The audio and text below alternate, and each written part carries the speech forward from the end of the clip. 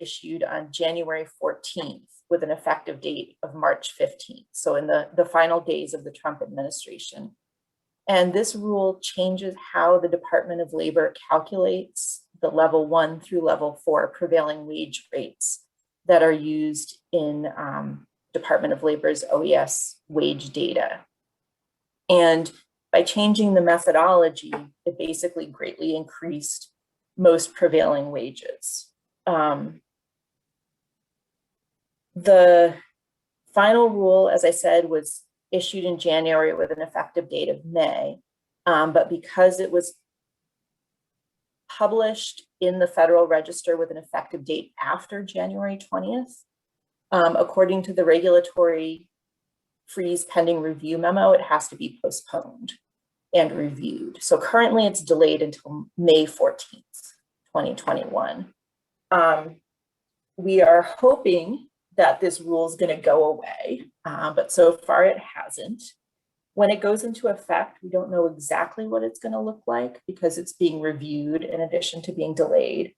But as written, it did say it would go into effect incrementally starting on July 1st, 2021.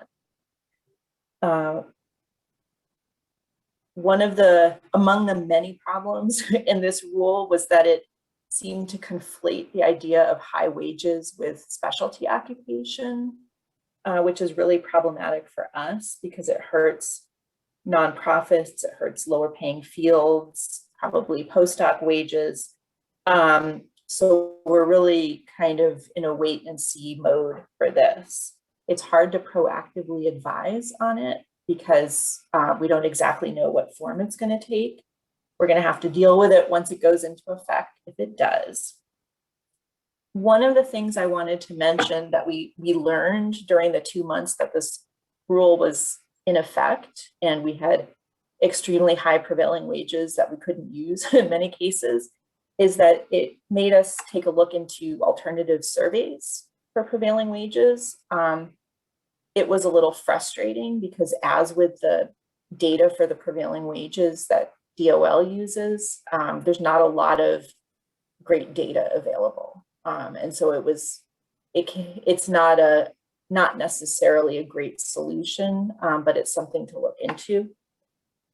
I thought that Sharon might want to mention something about collective bargaining agreements, because that's actually like a bright side of collective bargaining agreements. Sure, happy to, Amanda. Yeah, so one of the things that we've all kind of been experiencing since October and in those 2 months when the wages went up a lot in certain areas, and sort of to Amanda's point, where at that point we were able to advise on it because it happened instantaneously, whereas now our stakeholders know this is going to happen and they want us to tell them what those wages will be, but we really won't have any idea what those wages will be until we know what those wages will be. So it's sort of this really complicated back and forth that we're in.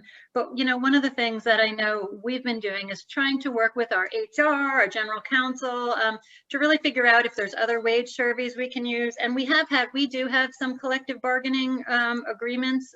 We had one, now we have two, which the H regulations actually, once you have collective bargaining agreements, you are supposed to use that wage as the prevailing wage on every H-year filing. The ones we have them for at BU are fairly limited. They're for non-tenure faculty positions, so instructors, lecturers, those kind of positions, and only on in a few of our schools. So nobody on our medical campus, which is a huge, about half of our population that we sponsor. So it affects a very small number of people. And so what we're doing now, I don't know, for some of you on the listserv, I saw Anthony's on this call. Hi, Anthony. And he had sent me a nice email this morning to try to help me out. But we're trying to tighten up our process around it because we've always kind of done it on a case-by-case basis. So now we're trying to tighten that up a little bit more. But I think the positive thing about it is, at least when some of the teaching wages did go up quite a bit. And usually they haven't been the ones that we've been that concerned with, but this will at least help us with some of those wages if the new regulations do go into effect and are not in litigation perpetually until they go away. So that would be something I'd recommend you follow up maybe with your HR or your compensation office or legal affairs to see if you do have some of these collective bargaining agreements, because they may exist and you don't even know it, because they wouldn't usually think to come through your office, but it may save you some hassle on a few of maybe perhaps teaching positions or whatever you have that CBA for. Okay, thank you. So let's move on to the next big H-related rule that came out towards the end of 2020. And this is the USCIS rule called Strengthening the H-1B Non-Immigrant Visa Classification Program. This was also issued as an interim final rule, but never actually went into effect. It narrowed the definition of specialty occupation and employer-employee relationship. And basically, so narrowing and kind of raising the standards for specialty occupation and the employer-employee relationship. And it also limited the validity of H-1B petitions for third-party placements to 1 year. So it's basically trying to make it more difficult for employers to use the H-1B. An advance copy of the final rule was released on January 15th, right before Trump left office. But because the final rule was not published in the Federal Register, then under that regulatory freeze pending review memo, it's currently on hold. So it may come back in some form. It may ultimately be issued, but it is on hold. Likewise, Department of Labor developed new policy guidance based on that rule, which was never published, and it was withdrawn once the rule was put on hold. So we're kind of in a decent place with this rule, but it hasn't gone away completely yet. And now I'm going to turn it over to Amanda Q to talk about the next rule. Great, thank you.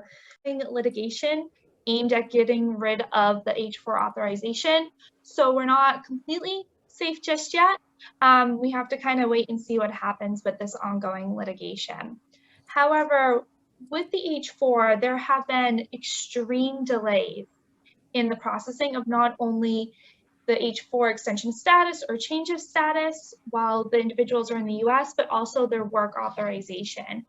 Right now, H-4 ADs are probably taking up to 10 months. Biometrics are taking around 5 months. And the H-4 and the H-4 EADs can't be approved until the H-1B is approved. In the past, if an H-1B was filed with premium processing as a courtesy, USCIS would also process the H-4 and the H-4 EAD at the same time as the premium H-1B. That courtesy is no longer offered. So as I said, extreme delays. Also, you can only file to renew the H-4 EAD 180 days in advance.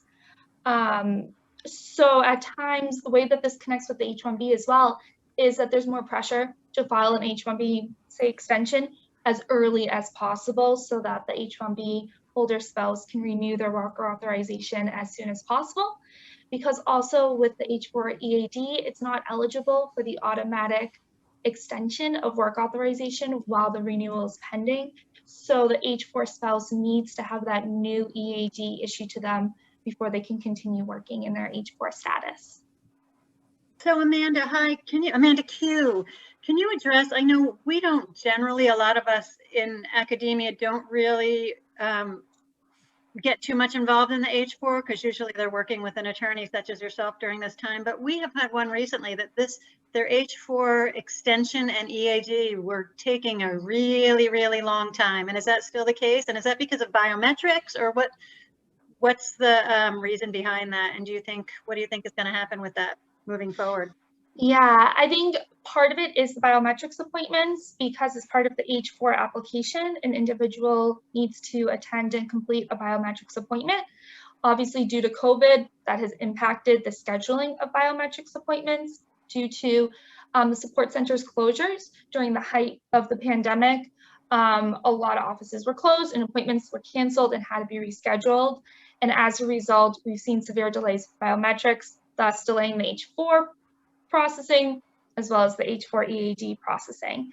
For example, right now in the California Service Center, the posted processing times for an I-765, which is the application for employment authorization, being filed with the I-539 for the H4 status, their posted processing times is 6 to 11 months. So a very, very long time.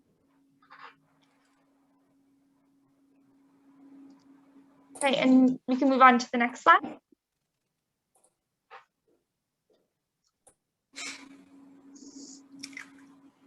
Earlier this year, there was a rule to modify the H-1B lottery. The H-1B lottery is for cap subject H-1B petitions that takes place each year during the springtime. So this final rule, published in the Federal Register back in January 2021, would have had an effective date of this year, March 8th, 2021. And essentially, right now, the way that the H-1B lottery works, it's completely random. It really is just pure luck if someone is selected. With this final rule, it would have replaced the random lottery system, and instead the way that individuals would have been selected for an H-1B cap is preference would have been given to those who had a level 4 wage. Then those with level 3 wages would have been selected, and then it would move to level 2 and level 1. So virtually, it would be very unlikely that anyone with a level 1 wage would have been selected in the lottery. And of course, you still need to do the wage chart appropriately according to the Department of Labor guidance. So that would need to be considered as well when employers were deciding what wage level an employee would have been provided with for their H-1B cap application. This year, the H-1B registration period will open on March 9th at noon Eastern Standard Time, and it will be opened until March 25th at noon Eastern Standard Time as well. The registration period will be open for that entire period of time.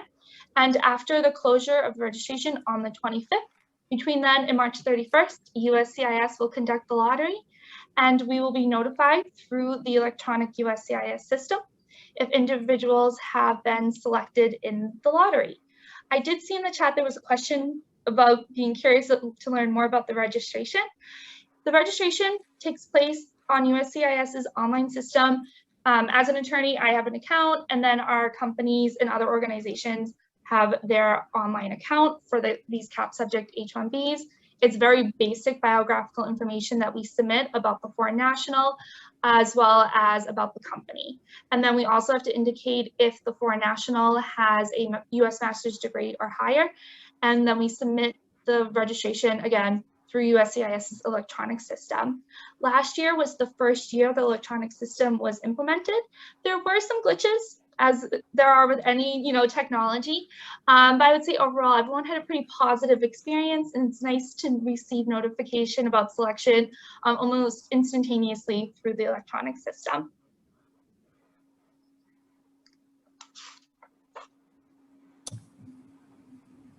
And then on the next slide, as we might all remember, back in the fall of 2020, there was a rule to increase the fees with a variety of applications, not just H-1Bs. But for example, the H-1B fee was going to go from $460 to around $555. So it was a pretty big increase from the standard filing fee. This was also going to change premium processing from 15 calendar days to 15 business days. So that would have also increased processing for H-1Bs, even though they were being filed with premium. As cited on the slide, this rule was put on hold. And as of now, we have not had to use the new fees. And there was also new forms associated with that rule that we no longer have to use because it's now been put on hold. One exception is that the premium processing fee did increase to $2,500. However, as I already said, the processing time remained at 15 calendar days.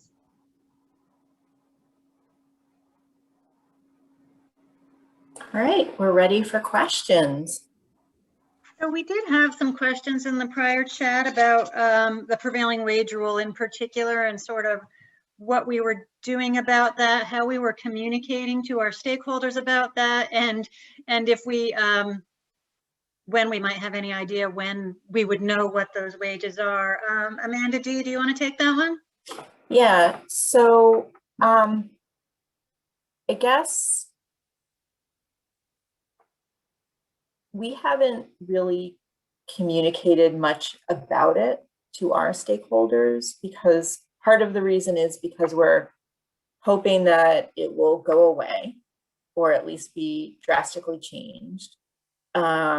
And we don't really know what the final form it will take. I mean, I know it's been discussed with like our higher ups, but not with our department contacts and scholars so much. When it was briefly in effect in October through December, we talked to our department contacts kind of on a case-by-case basis when we needed to.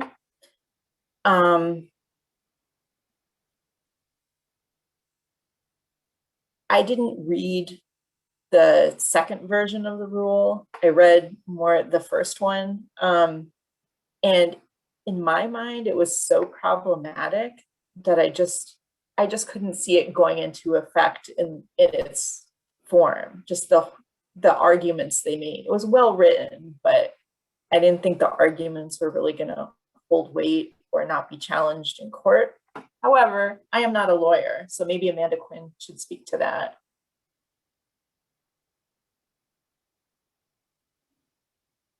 Amanda, do you want to? Yes. So the wages were challenged in court. I'm just trying to go back to our slide to make sure I'm citing the right information. Yes. And so as Amanda D also had said, that the rule was conflating that if someone was making a higher wage, that meant that they were doing a more specialized position, that it qualified as a specialty occupation, which is not true. That's not the regulation behind specialty occupation. Is not correlated to wage level. It's correlated to job duties and the complexity, and if the position truly requires a bachelor's degree. And as of now, again, it's just currently on hold. Yeah, and I can speak a little bit to what Amanda D was saying about sort of what we've been doing on campus and how we're communicating. When this, at BU, this caused widespread panic. So we had deans and faculty and administrators contacting us what seemed like every 5 minutes to find out what the specific wage would be for every single H employee that they have now and for the future and forever. So it was really stressful because we were running a lot of reports, trying to get a lot of data to the higher ups, and just trying to manage some expectations. So we were really happy when we could send out some further correspondence that, you know, at least for now, there is some litigation to stop it. And then we did let them know again that it kind of might be back, and that it may be back in May, but that's as far as we want. We don't want to have to deal with that same panic that we had to deal with. I mean, it was a lot for us to have to work with, because everybody was very worried about their annual budgets and putting their budgets together and how much they should budget for each and every employee on H. So, you know, we're continuing to meet regularly with HR, compensation, general counsel about these things. But as far as front facing to department administrators, faculty, we're kind of just, we're kind of in a wait and see mode, just like it seems like they're doing at MIT. I don't think there were any more questions in this section, and nobody's typed in anything new. So do you want to move on to the next?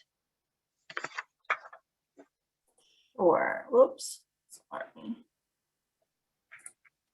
And guys, if we missed anything, we're going to have another Q&A at the end, like Andrea said. So we can always revisit any questions. So we did want to now talk about travel and visa restrictions affecting H-1Bs now. So as we started out in the beginning, we in the sort of NAFSA always loves to use this slide, so we decided to throw it in there as well. The sort of hierarchy of authorities. So really, a lot of the travel stuff. If you could flip it over for me, Amanda D. A lot of the stuff we're dealing with relation to travel and visa is really in that secondary sources and agency policy and interpretive guidance. So I'm sure all of you are sifting through this on a fairly regular basis. In fact, about an hour or so before our session, we realized that yesterday there were some updates to the H travel ban, which we'll talk about a little bit in this section as well. But just as a reminder of sort of where the information and the is coming from for this particular topic. So the first travel issue we want to talk about isn't really H related. It's more COVID related, but we thought we would just throw it in there just as a reminder that, you know, there is still a travel ban for Europe, China, South Africa, Brazil, and Iran. You know, for everybody but South Africa, it's been in place for a long time. And so that still remains in effect for everybody. The big question is, are there the national interest exceptions to the COVID travel for H-1B? We have had some, yes, and but I think it's really hard to say. I mean, I think it's kind of all over the place depending on where they're applying, depending on what kind of work they're doing, all of that. So it's been really, really hard to advise. And we'll talk a little bit more about general travel advising in a bit, but yeah, this one still remains kind of confusing, I think. The other ban that we've been dealing with, as you know, is the H ban, which is more formally, you know, it's got a nice long name, but we kind of refer to it as an H ban because it really doesn't affect our particular J's, and we don't have all those other categories.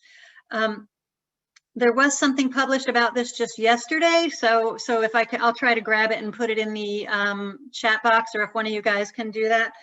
Basically, yesterday they announced that the immigrant part to this proclamation was going to be revoked. So then they sort of, as a effort to remind us that the H ban is still in place and the non-immigrants, they reminded us that. And it looks like they may have slightly expanded the reasons for national interest exceptions. I mean, if you read through the reasons for national interest exceptions, it's for people who can show they have a specialty occupation now. It's for people who are making 15% or more over the prevailing wage. So there's a lot of ways our H-1Bs can get around this particular ban.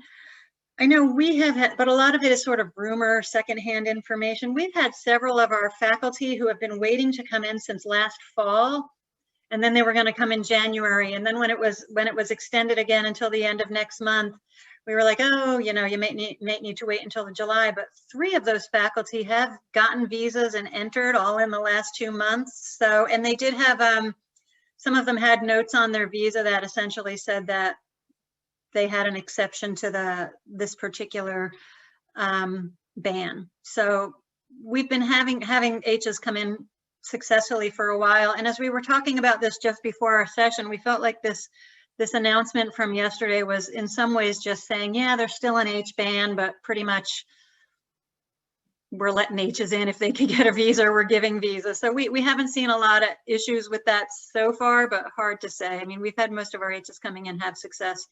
Just to jump in, I think it does partially have to do with which consulate and, you know, whether they're doing routine visa processing. Unless something has changed really recently, we have a new faculty who's been stuck in London for months and months and months and hasn't been able to even get an appointment. So you have to first get the hurdle of getting an emergency appointment. Then you can see if you can get the exception. So it is a bit dependent on the consulate. Yeah, and it's tricky. As in the next slide, really travel is still something we would advise with caution because you don't really know what issue is really affecting them. Is it the H ban? Is it the COVID ban? Or is it just that particular consulate? I can see that Robin and Anthony just, you know, indicated that UK has been tough and Berlin's been a little bit better. And we've seen mixed results everywhere. So it's been really hard to kind of get to the point of how we advise and how our advising has changed. I've really had to coach my team to really be okay with sort of saying you don't know, because really everything is so confusing right now. There's so many inconsistencies. You know, some consulates are fully closed, some reduction in service, some seem to be taking people fairly, you know, consistently as well. So it's really hard to say, and they should continue to check with their consulates. Again, we have a mix with H-1Bs. Someone's stuck in London, whereas we've had people come in, I think Paris, I'm trying to think of other places they've had success. We had somebody come in from, I want to say, Singapore, that had no issue, an H-1B. So it really is dependent upon where they're coming in, which is kind of frustrating and really hard to advise on. Canada's been another source that remains confusing for us, because sometimes they're having no problem, sometimes they're not. I know the travel ban at the ports of entry was recently extended until the end of March. I think that was earlier this week. Well, but that's just for non-essential travel. Yeah, and so so it's been really, we've had pretty decent luck with people going to Canada, even if it's just for a quick go there and come back. But Amanda, have you had the same? Yeah, we've been, you know, warning our scholars that they might have trouble with Canada, especially if they drive. But so far, we haven't had any problems that I'm aware of. We've actually been surprised that it's worked out pretty well for our scholars. Yeah, and even, you know, when you take into account even particular country specific, so if you go to Canada, you're supposed to be quarantining there, but we've had people who have been able to travel and come back same day. You know, and then there's the CDC requirements for flights if you're flying. So everything is just, it remains a mess still. It remains really frustrating. It's really hard for us as advisors to really give our clients any sense of comfort. You know, I can say that I had one faculty member who was traveling to Germany recently, and we've been really strict, and we've been really clear, copying in departments to say we really advise against travel. But if you need to travel, obviously you need to travel if it's for work or personal reasons, but just be careful. And this faculty member decided to travel with his family of 4. And the best he could say when he got back is he wrote us back and said, "You guys were right. I shouldn't have traveled and I should have listened to you." So that was like, it was really nice for us to feel like, okay, even though he didn't listen to our advice, which we were right, that afterwards he came to appreciate our advice. Especially, I think he had 2 or 3 young kids, and he said it was just they had to wait in long lines and they had to get a visa as well. He's an H-1B, and so it was really, I mean, you know, it was kind of nice to have somebody come back to us and say, "You were right. We probably shouldn't have traveled." But yeah, it's really tough. It's really tough. Does anybody have any questions about travel intermin? I see a couple of people have added some really helpful information about where they're hearing better news about national interest exceptions and visas. It sounds like from what Amanda said and what Anthony's typing that UK is not the best place to travel from right now, but Germany's looking like a better option for people if they can come in from there. The other thing that I forgot to mention is the whole transit through. You know, we had somebody like that at the beginning of COVID who was flying from Israel, but had a layover in Frankfurt. And so they sent her back to Israel. So you have to be really careful about that as well. And make sure you, in our correspondence, we always say, as long as you're flying directly from, or you're not, you know, so we really had to adjust our language. It's exhausting. It's exhausting. It's hard to manage everything in email. It's hard to manage everything on a phone call. I think we're all feeling that. Doing it all remotely doesn't help. Yeah, it's been tough. Yeah, and just to add, since things keep changing all the time, we have to constantly be saying, well, this is how things are right now. They may change before you travel. They may change while you're out of the country. They may change before you come back. So you need to look at this, and this website and, you know, see what's changed. So it is exhausting. All right. Let's see. So let's see. We are now going to talk about how we've adapted our H-1B procedures and advising over the past year. And just to show you, I think this is the last time we're going to show you the pyramid, but just to show you again, this is really where we're at the institutional policy part of it. So we wanted to talk in this section about some of the new or just newly relevant issues that we've had to address over the past year. You know, speaking of exhaustion, we've already had to adapt to so many changes over the past few years that this just seems like yet another thing on top of it.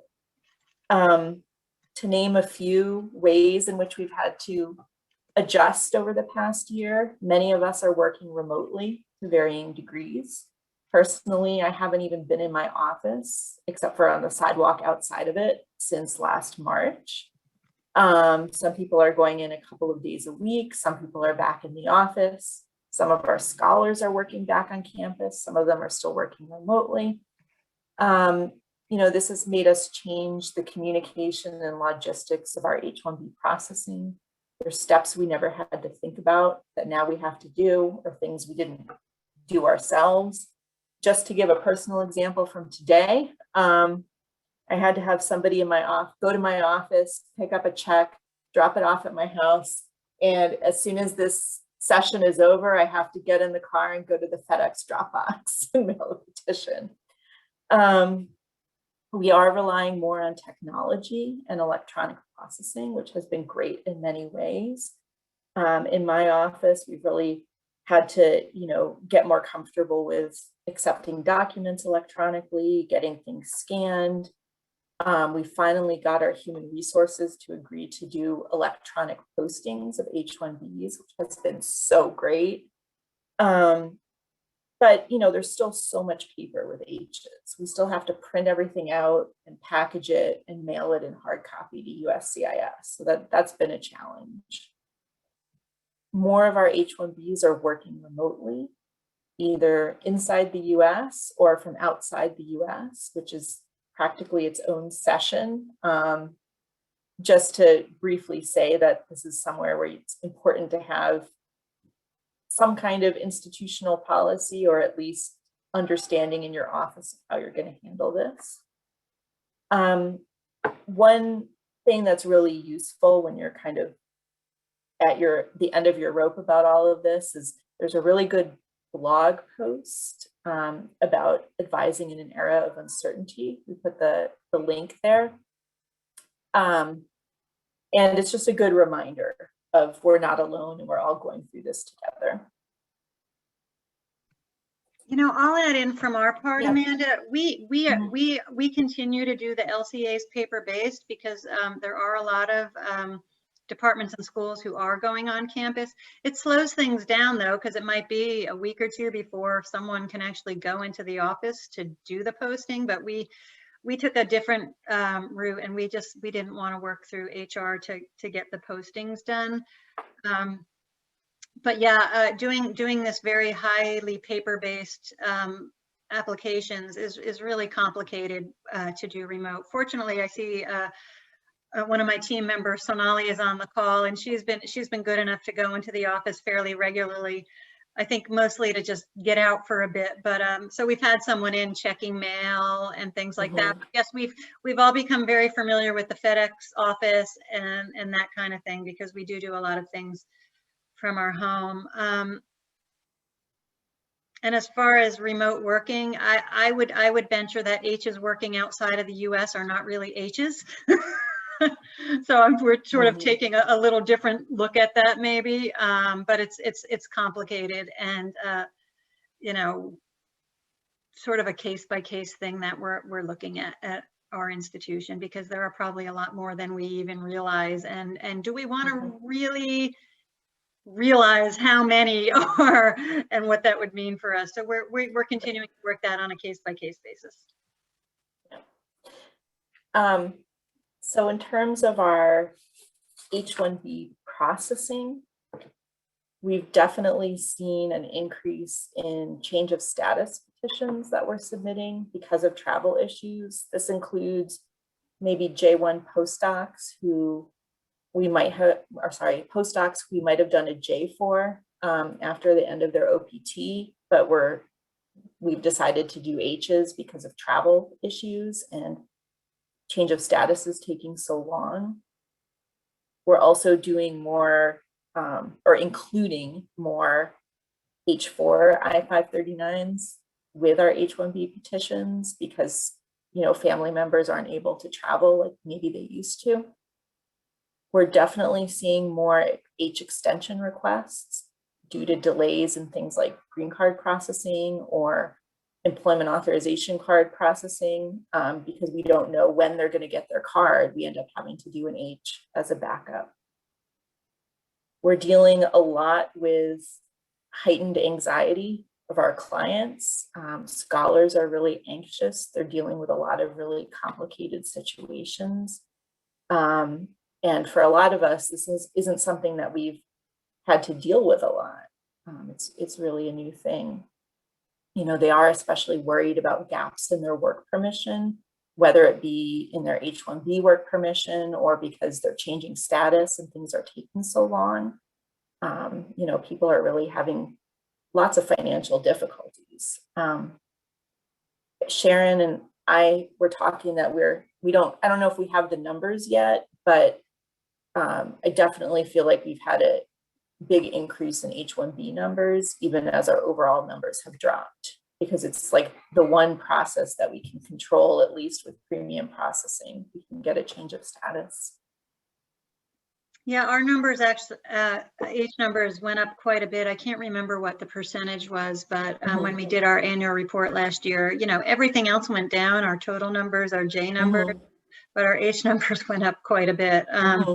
And, you know, which is frustrating because you want to show the higher ups at your university that your numbers are still up there, but it's really hard to explain that an increase in H numbers is much more significant than maybe your J's going down a little bit or your full numbers going down. That's still a lot. That percentage of H increase is a lot more work than anything else, and so the numbers don't really reflect the work that you're all putting in with all the H's, because it's been a lot more work, even if overall it looks like the numbers are down, and that's really frustrating and hard to quantify. You know, H's, you know, we tell departments that just the preliminary H part of the application, now we estimate it's at least, we don't go through the prevailing wage like MIT does. So sometimes people think we can do the H very quickly. Just we'll get the paperwork, we'll file the LCA the next day and then submit the H, you know, 2 weeks later. But we say it's at least an 8-week preliminary processing time, but we need more than that usually. So the amount of time, the amount of effort in the support letters and in the review, there's a lot more back and forth and a lot of involvement. And we tend to try to rely really on our departments and our faculty to really write those letters, because we don't feel like we're the experts, but you know, it can be really difficult to convey that, because they think we're supposed to be doing all the work. And so a lot of times they'll write exactly what you tell them to write, even though you say, here's an example. I'm not an expert in public health, but you know, something like this, but phrase it in a public healthy kind of way. And they tell you the exact same thing that you wrote, which has nothing to do with public health. And you're like, so yeah, we do have we do have a template for our support letters, but we definitely don't write them for them.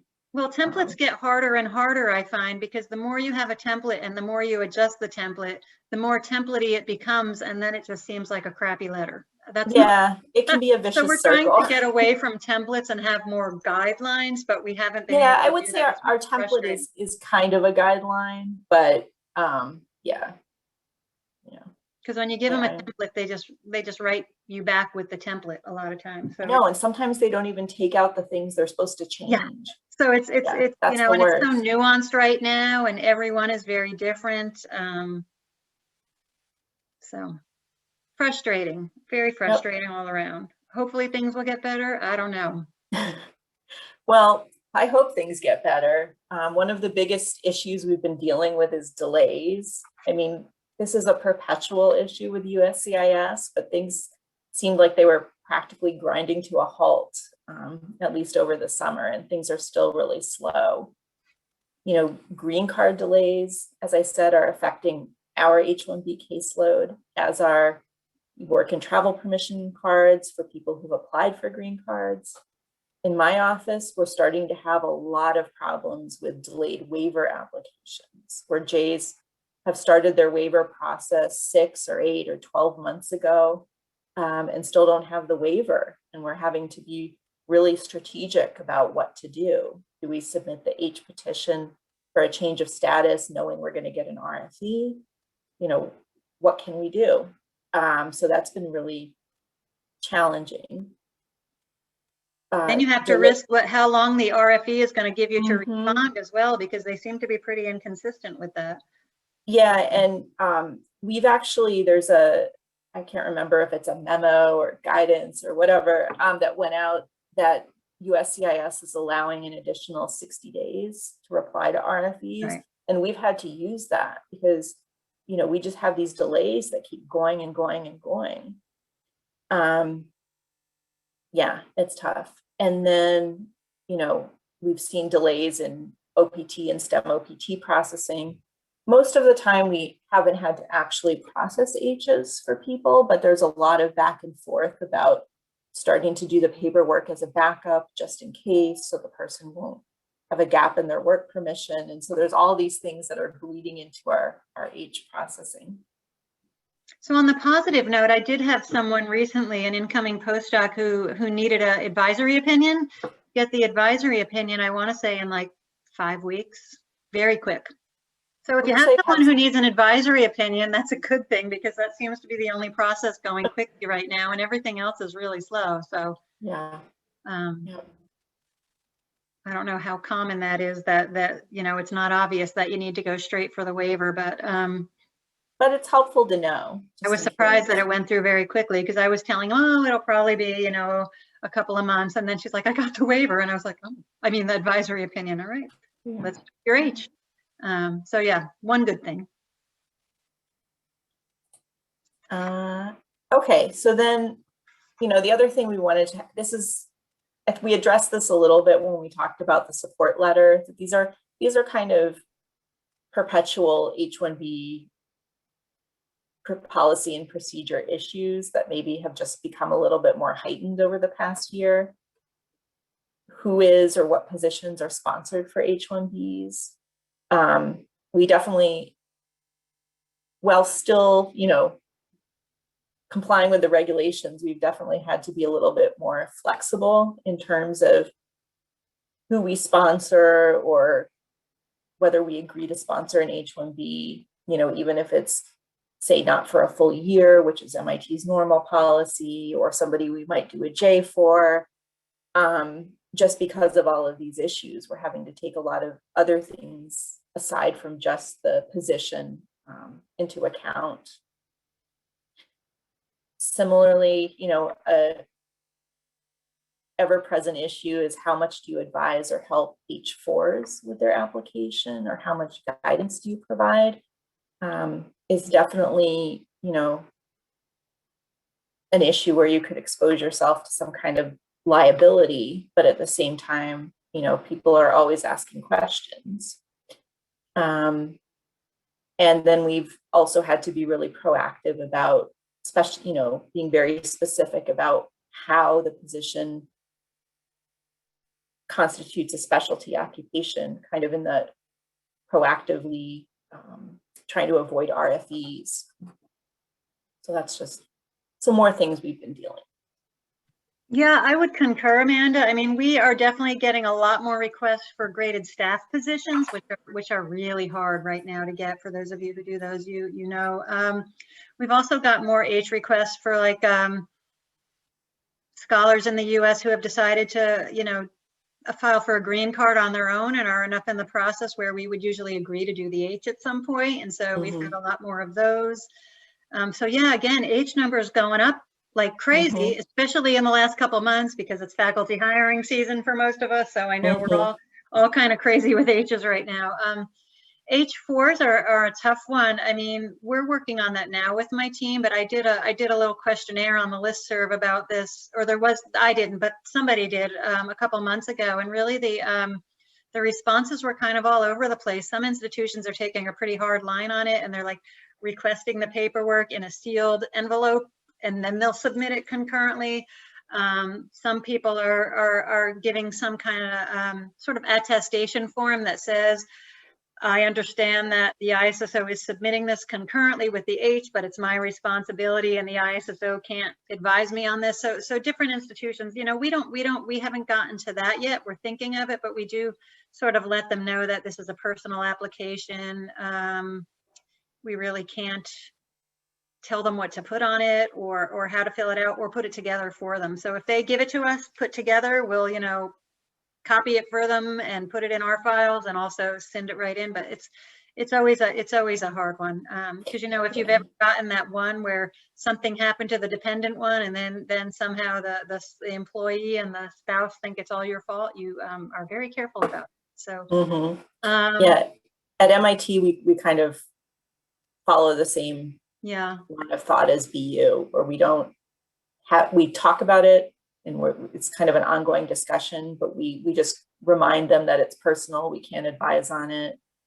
You know, anything we give them has that language all over the place, and we'll put it in the envelope. Of course, now that we're accepting documents, everything electronically, we still have to print it out for them.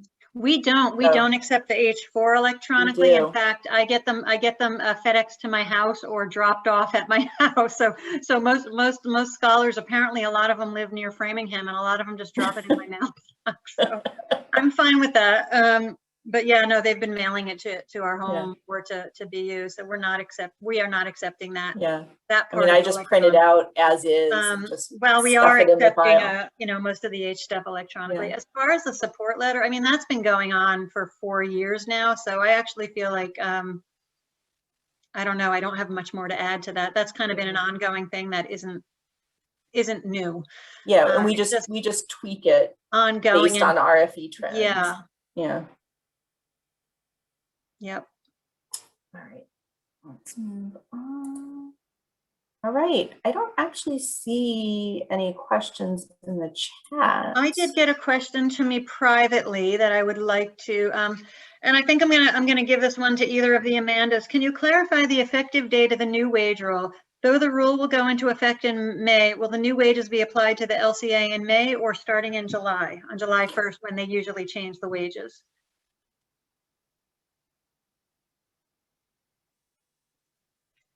I believe it takes effect in May. No, I thought I read that it would take effect kind of incrementally starting in July. Although it says it takes effect in May. So I don't know. That's a good question. If it takes effect in May, I would imagine the new wage rates would be effective in May. But maybe there's other aspects of it that take effect in July. I think we're all hoping so much that this goes away that we don't want to read the whole thing in full. Yeah. I mean, one of the kind of silver linings of MIT trying to file prevailing wage requests with Department of Labor when possible is that, you know, we end up having a whole bunch that are valid until June 30th. So it kind of buys us a little bit of time in that sense. So hopefully we'll be able to make use of that. So somebody just posted that they think it starts in July when the normal, when they do the, you know, they do the change of wages every July 1st usually. And so I think that was your understanding, Amanda, as well. And Cass is saying the same thing. She thought even if the regs go in May, the salary change wouldn't go up until July, and then maybe it would be incrementally every year after that. Yeah. So it's kind of unclear. So stay tuned. Melissa just posted a question. processing delays as well as delays of issuing seat notices? Are any of you filing extensions under regular processing? Actually, we have been doing some with regular processing, very few. I've had a couple of amendments that I had to do and a couple of extensions where for whatever reason they were fine with not doing premium processing, and those have actually been approved pretty quickly within like 2 or 3 months. Yeah, I'm the same. We have not had extensive. I mean, we almost premium process everything, even extensions. But occasionally there's a hiring department that just doesn't want to cover the fee, and the person's not traveling, and there's no real need to do it. And it looks like Anthony as well. So we've been getting them in 3 or 4 months. So Nolly, maybe you can put something in the chat, and Tunde, if you're here, to confirm that for me. But yeah, they've still been coming pretty quickly, and we haven't had issues with receipt notice delays for H's. I know there's lots of issues with OPT and applications at lockboxes, but we haven't really had issues with the receipts from the California Service Center. Yeah, we haven't had that issue either. I mean, they're taking a little longer in practical terms to get to us because, you know, they get sent to our office and then somebody has to go check the mail. Yeah, and it's going to the main mail room, and then eventually someone goes and picks it up, and so it's hard. It takes a long time. But yeah, we're getting them in. Our office will use a FedEx delivery confirmation for an extension. So you do? Yeah. Oh, you don't do I-9s though? I don't do I-9s. No. And also for the H processing, kind of the theme of inconsistency continues. We've even seen ones from Vermont Service Center in 2 to 3 weeks in the past month. Wow. We've received several very quickly. So Melissa, to answer your question, regular processing seems to be okay if you need to do it, but stay tuned. Yeah, and the other thing is, you know, historically it's slowed down after April 1st. So I'm still telling departments that it's better to just request premium processing if they can. However, to Melissa's second point, the concern with, and you know, this is a big concern, the whole Massachusetts driver's license issue.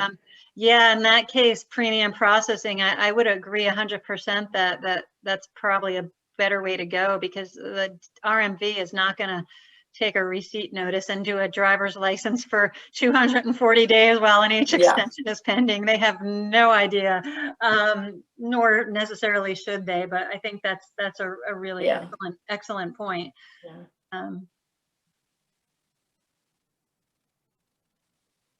Any other questions? Let me go through. It looks like H's are coming in pretty okay.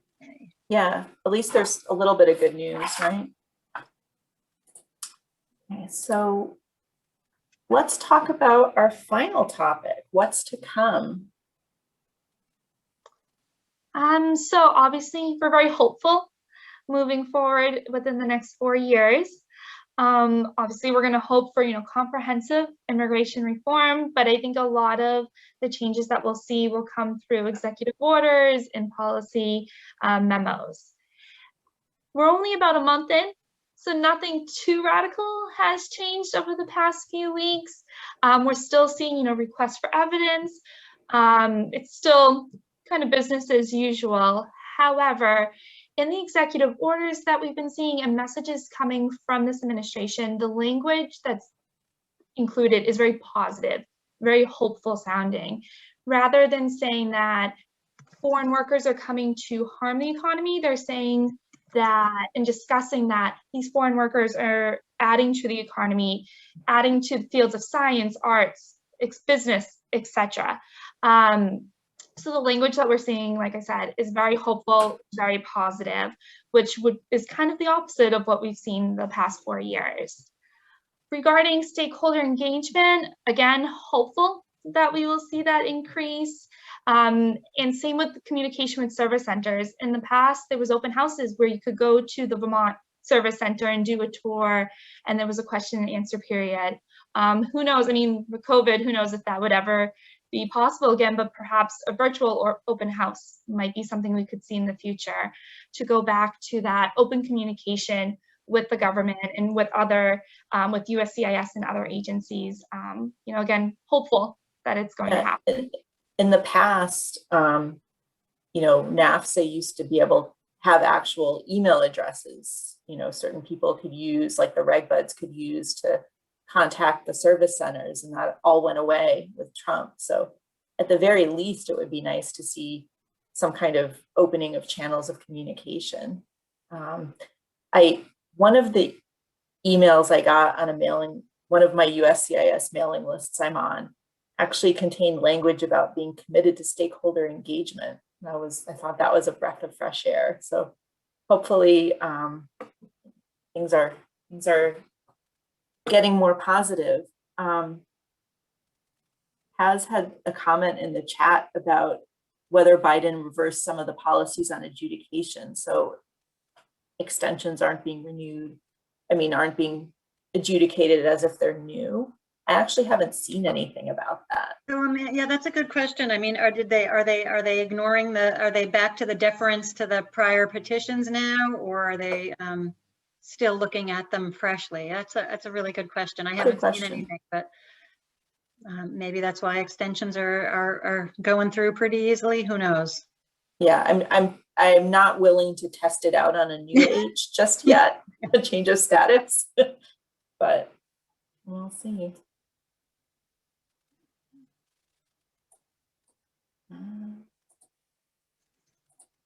Right, I think, whoops, sorry about that. So we'll wait to see if there's more questions.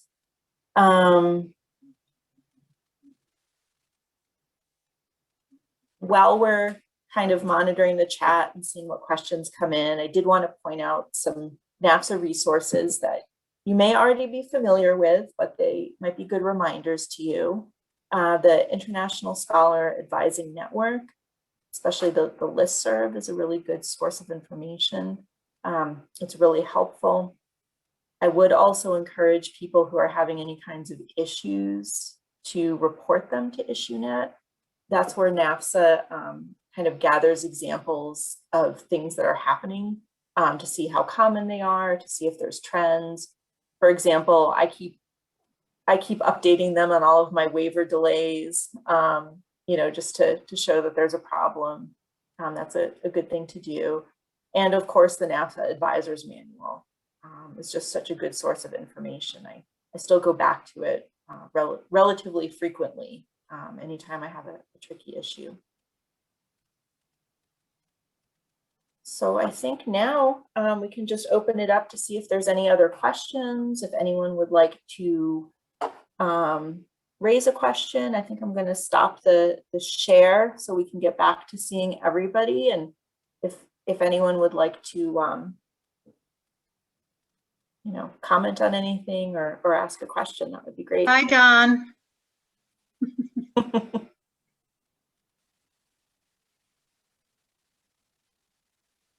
Good to see you all there. Keep up the good work. Good to see you too. All right, well, if nobody has any other questions, I guess we'll end the session. It's been great seeing everybody. Yeah, thank you, everybody. Yeah, it's nice to see so many familiar faces and names. Last year's spring immigration workshop was the last time I saw most of you in person. So this is really interesting to see everyone over video. But thanks so much. This was really great. Thanks.